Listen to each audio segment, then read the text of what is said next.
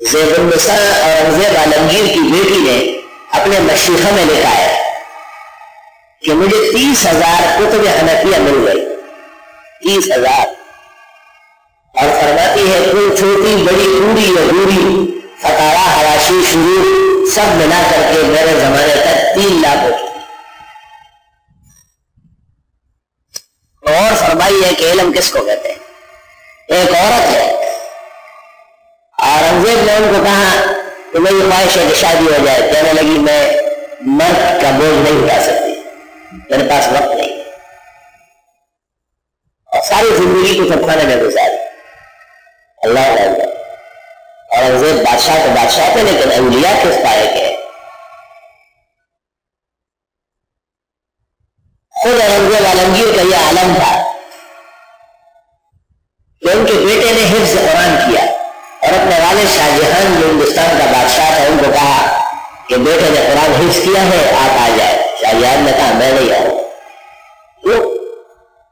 کہا حدیث ترمذی میں ہے کہ حافظ قرآن کے والدین کو تاج پہنایا جائے گا، دادا کا ذکر کہیں نہیں، تو قیامت کے دن آپ کے سر پر تاج ہوگا، میں ایسا ہی بیٹھا رہوں گا۔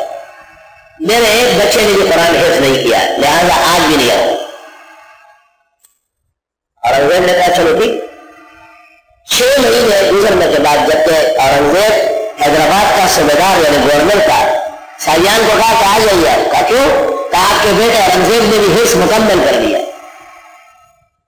اس زمانے میں ایسا حفظ نہیں ہوتا تھا جیسے اس زمانے کا حفظ ہے، بس بریانی ہے، قورمہ کھاؤ، نان دفعہ گھر بدلو۔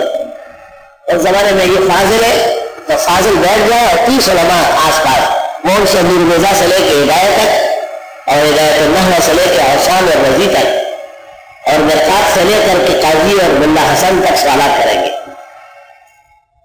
اس کے بعد بھی اس کی فضیلت پر بسات کرتے ہیں۔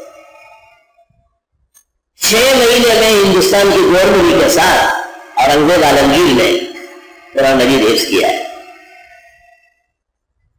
اور بیدار مغز اتنے تھے کہ فتاوی عالمگیری جمع ہو رہا تھا، اور اس کے لیے بادشاہ سلامت نے 300 علماء ہند، 100 علماء عراق کے، بغداد کے، 100 علماء حرمین شریفین کے، مکہ اور مدینے کے طلب فرمائے، اور ان کی نگرانی میں حنفی فقہ 6 جلد عالمگیر کی تیار ہو رہی تھی، جس میں 6 لاکھ کے قریب جزیات اور فروع ہے۔